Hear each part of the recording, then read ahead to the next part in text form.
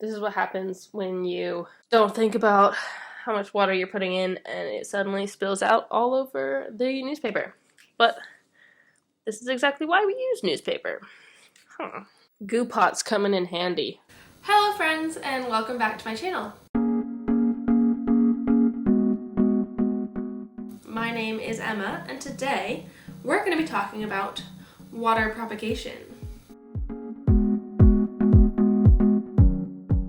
So when it comes to figuring out when to transfer your rooted cuttings from water into soil, it is a bit of a judgment call on your part.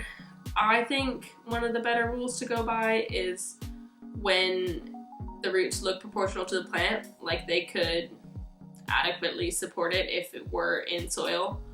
And so probably about a 2/3, 1/3 ratio of plants to roots is my thought on it. But some people say once the roots are grown an inch or 2 inches, I think it really depends on the person and what they like to do. So in order to pot your rooted cuttings on, you need your rooted cuttings, obviously. You need the pots that you are going to put them in. You need some soil. So I've pre-mixed this mixture with potting compost and perlite at about a 1/3 to 2/3 ratio of perlite to compost. And you need some water. And I personally use newspaper to put down on my table so I don't get it so dirty.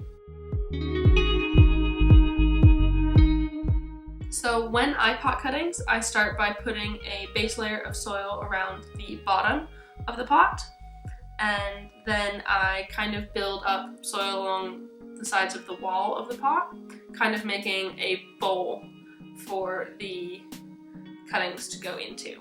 And then I plop my cuttings in and I start filling in soil around them. If I have multiple cuttings, I try to spread them out within the pot to kind of make it an even distribution. And then at the end, you want to make sure you give it a thorough water.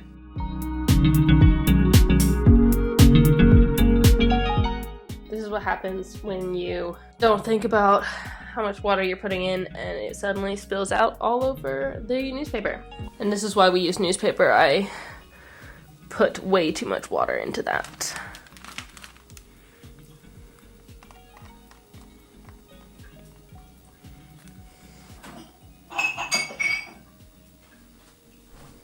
Just gonna tap that in there.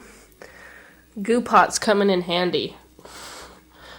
And you want to make sure that you keep the soil pretty damp for the next couple weeks ago, but not too soggy. You don't want it sitting in water because the roots are still delicate and they're adjusting. So that's it. That's all you need to know in order to water propagate for yourself. Thank you so much for watching. I hope this helped you out. If it did, please give me a thumbs up down below and comment on other plant things you'd like me to talk about next, and subscribe for more videos. Thank you so much for watching, and we'll see you next time. Bye!